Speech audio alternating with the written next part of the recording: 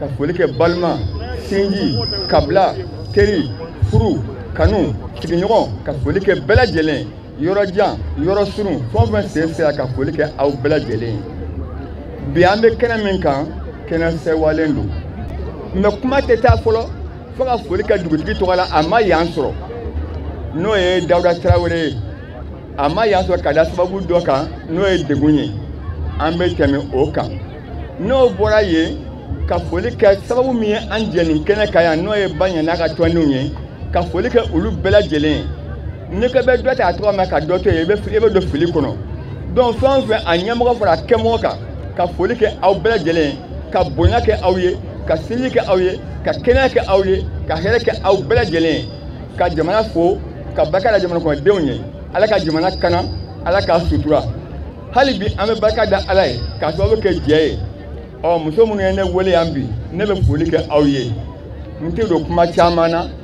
sababu ka surun kojugu mais Ala ni kira barika la Ala ka jamana suma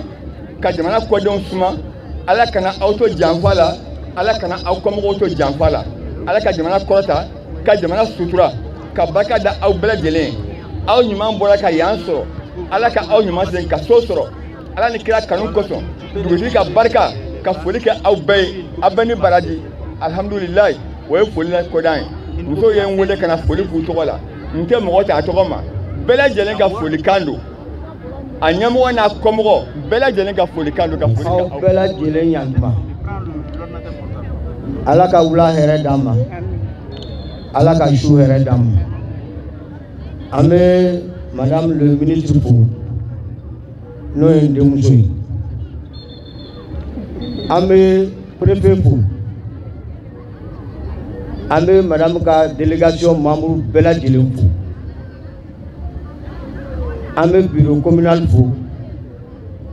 an bɛ conseil communal fo Sanafara maire délégué i ka foli bi yan monsieur le maire de Dubabugu i ka foli belebele bi yan nɔ tonso aw ka foli bi yan k'a fɔ présidente ka foli bi yan ko fa min ye nin labɛn a n'a ka mɔgɔw bɛɛ lajɛlen ka foli bi yan chef de service fɛn fɛn bɛ Kati yan minnu ye yan sɔrɔ u bɛɛ lajɛlen ka foli bi yan artiste Sali i ka foli bi yan n'alamatɔ mɔgɔw aw ni ce aw ni baraji aw ni ce aw yɛrɛ ye aw welela waati o waati aw bɛ na a bɛ na an ka tulonkɛ diya an bolo o diyara an ye bi ye donba de bi ye don kɛrɛnkɛrɛnnen k'a ɲɛsin musow ma minnu ye kalan kɛ ka attestation sɔrɔ walasa u ka se ka dɔ kɛ u yɛrɛ ye donc minnu ye nin ko labɛn minnu y'a to u ye kalan kɛ n'o dɛmɛkulu jɛkulu ye madame Mariko a n'a nɔfɛmɔgɔw vraiment u ye baaraba kɛ mairie de kan ka nin fɛn sugu kɛ ka ɲɛsin dugudenw ma mais ni mairie dɛsɛra yɔrɔ min na ni mɔgɔ sɔrɔla min y'a baara kɛ ani foli ka kan ani dɛmɛ ka kan k'a ni Kati ka yan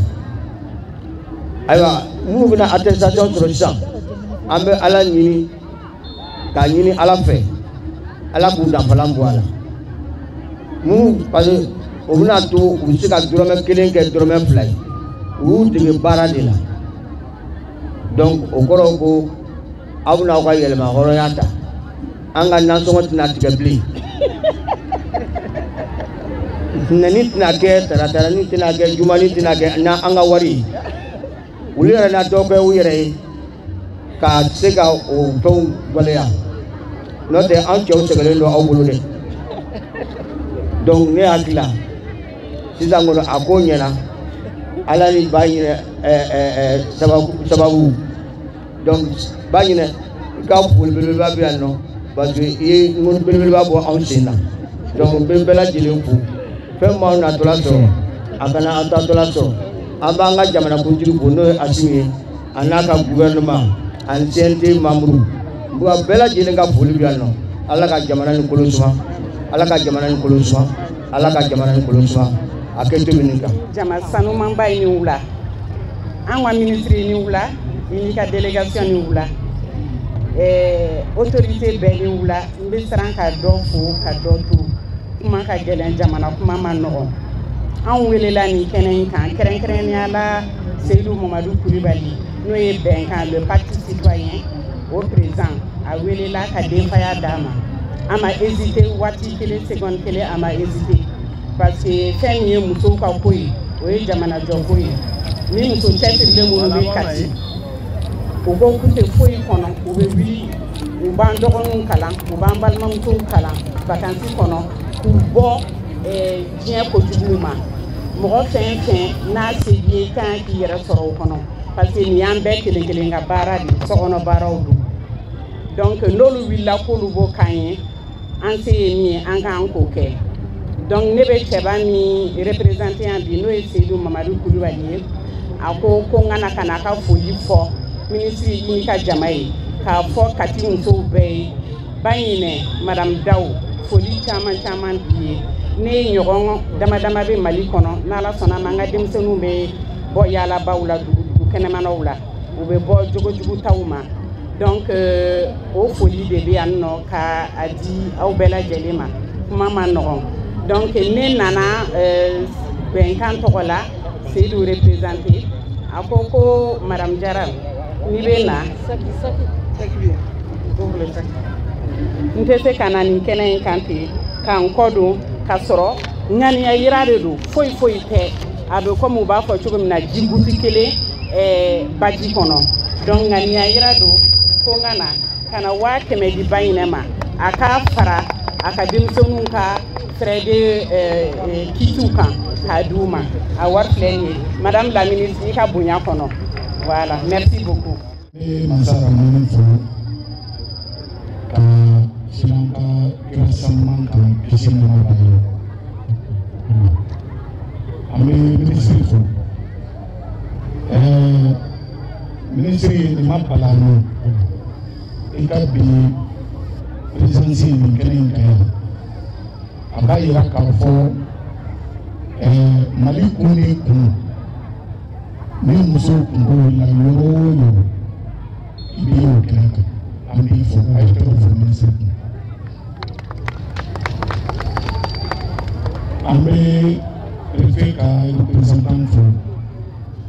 k'an ka maire adjoint ka kɛ mu an b'an ka maire fo an ka maire délégué Sanambara maire délégué Modibo Wantara an b'a fo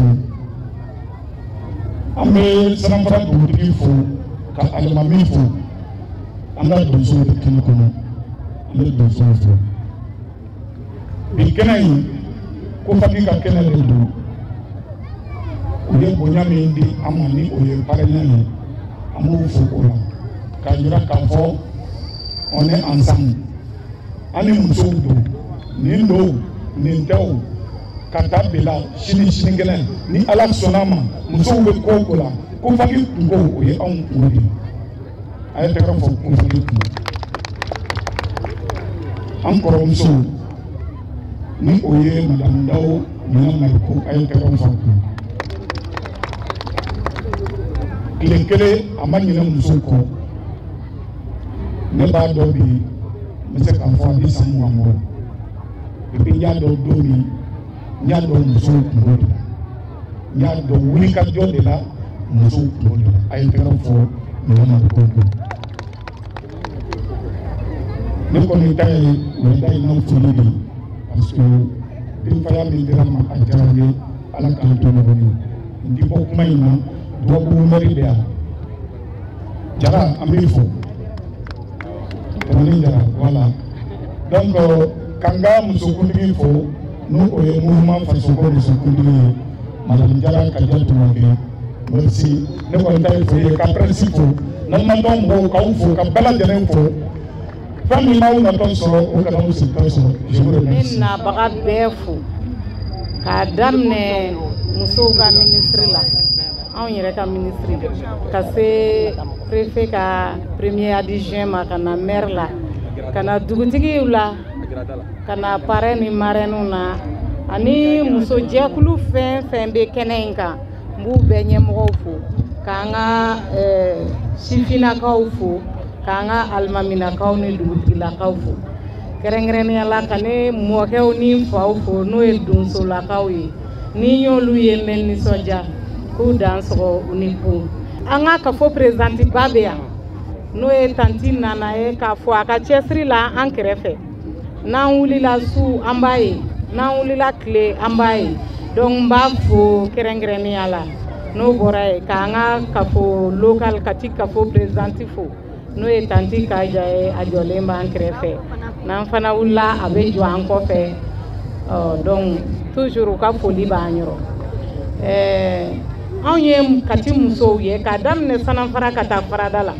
an bɔra ka formation min kɛ sisan quartier tɛ kati quartier 13 in na min dɔgɔma ye muso 10 ye ko t'a kɔnɔ o tɛ yen k'a daminɛ janvier ka na septembre la an ye safinɛ dilan ka perlage kɛ ka jabi ni maquillage kɛ an ye transformation kɛ mais olu fana fɔ don bɛ na an bɛ formation wɛrɛ fanaw la hali sisan maintenant min ye anw yɛrɛ nisɔndiya k'a ɲini an ka ministre fɛ hali n'o y'a sɔrɔ a y'a ka baara bɛɛ bila bi ka na an nisɔndiyalen don cogo min na anw yɛrɛ de b'a dɔn anw bɛ na mɛnna mais an bɛ kafo présidentu y'an kɛrɛfɛ ka ministre y'an kɛrɛfɛ ne kɔni b'a fɔ n ko ne ta fɔlɔ ye bi ye donc n bɛ ministre fo k'a wale ɲuman dɔn a k'a dɔn ko anw b'a ka bila la Kati yan n'a wulila su an bɛ wuli a kɔ n'a wulila tile an bɛ wuli a kɔ parce que a ye juru dɔ don an na hɔrɔnya juru donc an ye formation ninnu boloda kun jumɛn na walasa k'an ka yɛrɛ ɲɛtaga sabati parce que n'an ko Mali kura Mali kura tɛ se ka jɔ ni bɛɛ n'i seko kɛ se wɛrɛ tɛ anw ye se min b'an ye o ye k'an musoɲɔgɔnw lakalan fɛn na u fana bɛ dɔɔni dɔɔni sɔrɔ u yɛrɛ ye cogo min na ka bɔ bolo jan na ni bolo min bɛ duguma don o don o de ka fɛgɛn donc o de la an y'an ŋaniya ko an yɛrɛ ka dɔ kɛ an yɛrɛ ye n'an ye dɔ kɛ an yɛrɛ ye ni maa min bɛ fɛ ka an dɛmɛ o tigi bɛ kun an na donc o de ye an ka formation ninnu sigi kun ye formation in dun ne nisɔndiyalen don an y'a daminɛ safunɛ la jɛkulu 5 ɲuman bɛ sɔrɔ Kati kɔnɔ yan bi mɔgɔ 5 tɛ dɛ tɔn 5 minnu bɛ se ka safunɛ dilan k'a feere wa ka se ka mɔgɔ wɛrɛw dege a la donc o ye anw wasa n'i ye jabi in ta bi in na muso 95 muso 95 in tilalen don muso misɛnninw ni denmisɛnninw de ye mais a mɔgɔ 95 kelen-kelen bɛɛ bi n bɛ se ka kɛ minnu ka jabida témoin déjà k'u ye wari minɛ daminɛ la a ka ca ni muso 50 ye donc maquillage in fana bi caman y'a ta fɔ an ye depuis an bɛ formation na depuis an ma tila dimanche fɛ n'u bɛ mɔgɔw ɲɛda maquiller kɔɲɔyɔrɔ la 400 a ka fisa ni dɔ ka 400 di i ma ye perlage la seli tɛmɛlen muso dɔw bɛ kɛnɛ in kan yan u ye denmisɛnnin saki dilan fɔ ne yɛrɛ siranna k'u bɛ bana donc hali sisan o musow cɛla n bɛ se ka mɔgɔ 5 ɲɔgɔn cité minnu fana bɛ se ka muso wɛrɛw former perlage la donc formation in laɲini 2 ne yɛrɛ bolo a sabatira an ka formatrice sɔrɔ an yɛrɛ kɔrɔ an ka tila ka musow ladege baara la parce que an bɛna formatrice minnu sɔrɔ olu bɛ se ka bɔ Kati kɔfɛ ka taa commune wɛrɛw la ka t'olu fana dege parce que mɔgɔ kelen ka sɔrɔ tɛ sɔrɔ ye donc n bɛ jama bɛɛ fo ka bɛɛ wale ɲuman dɔn ka participante ninnu yɛrɛ fo an ye formation in kɛ jabi ni maquillage kɛra ɲɔgɔn fɛ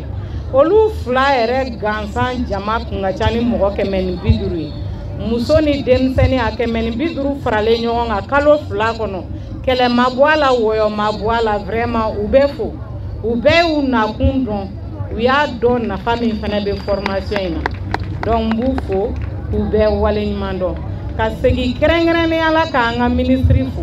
parce que yɛrɛ ye ci kɛ ko ɲuman mɔgɔ bɛ fo a la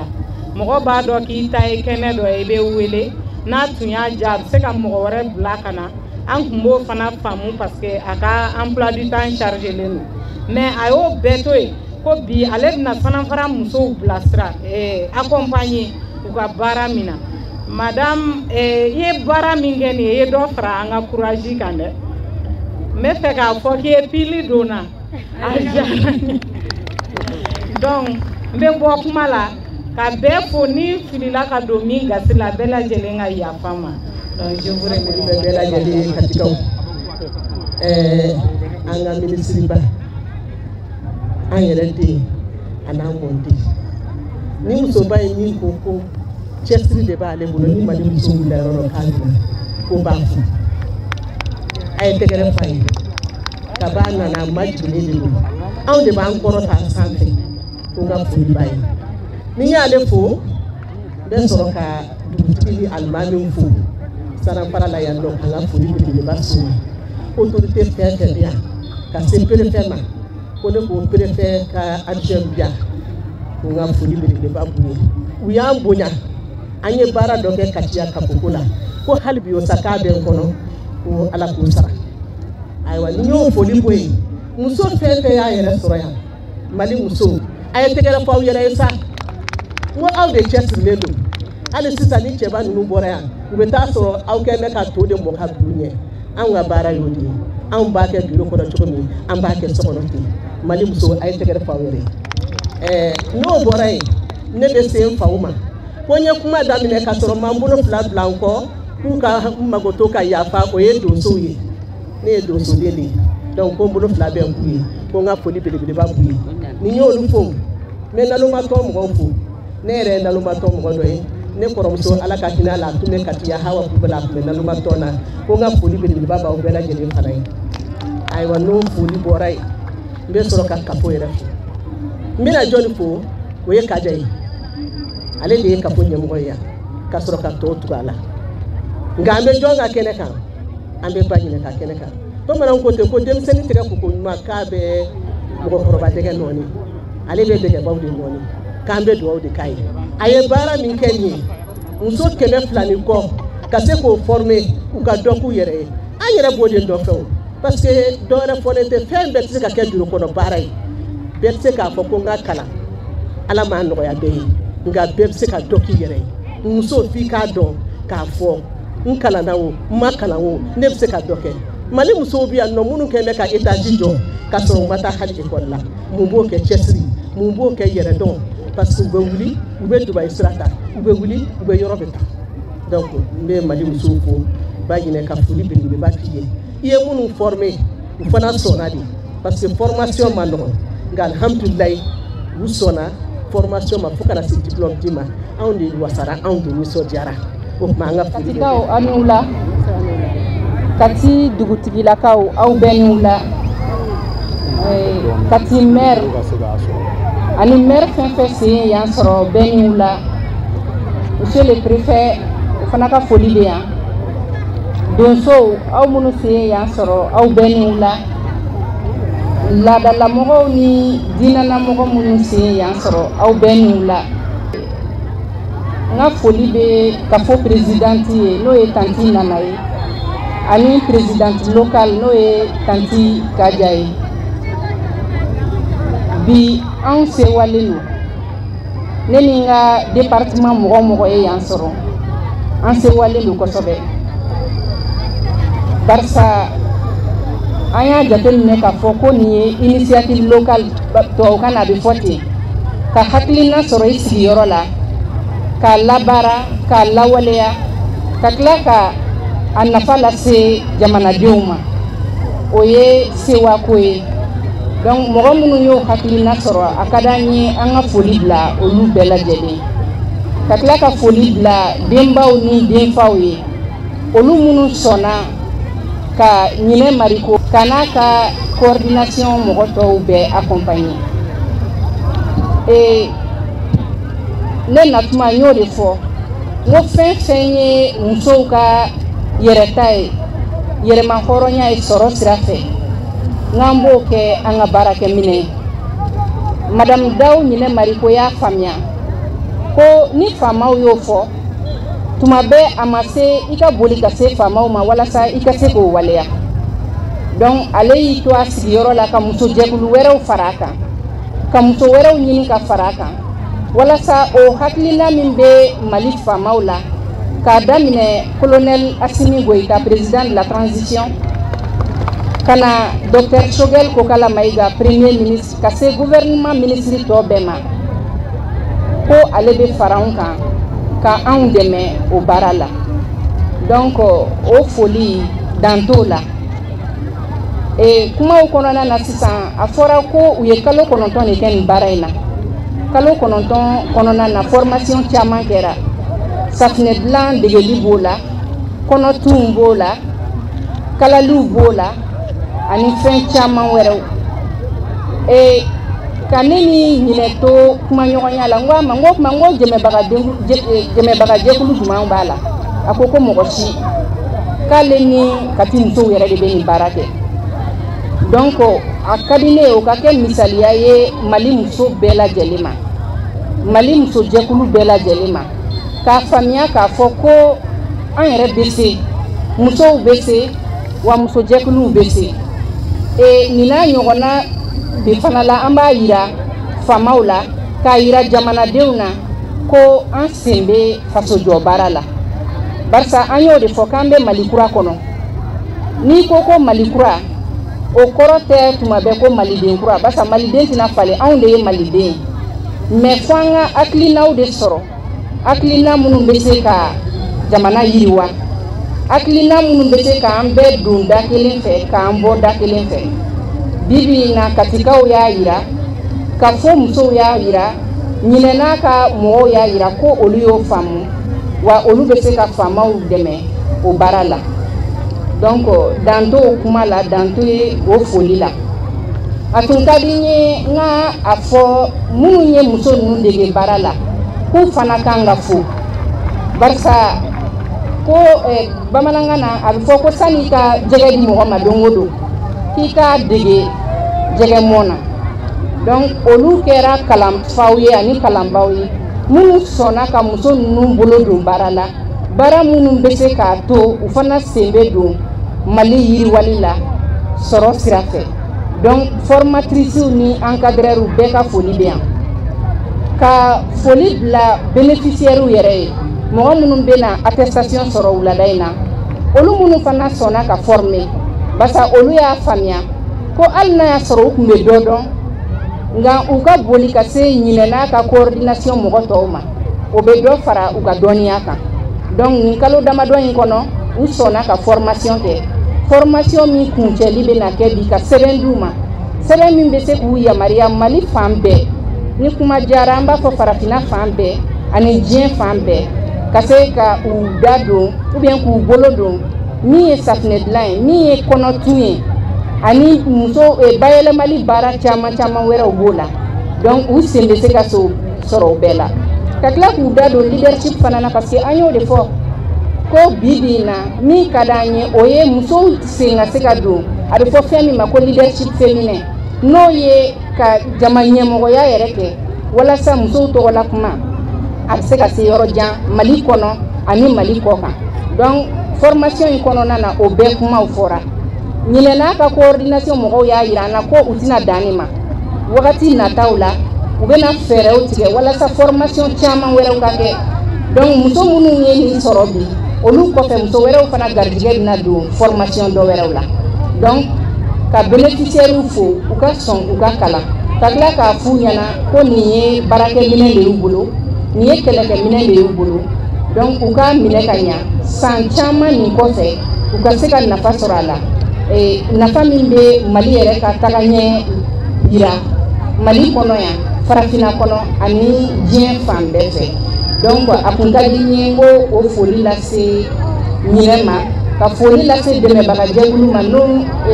parrainw b'o la ani marraines ka tila ka foli lase mɔgɔ mɔgɔ sen y'an sɔrɔ wulada in na donc a kɛ to bɛ kuma kan salalahu alaihi wa sallam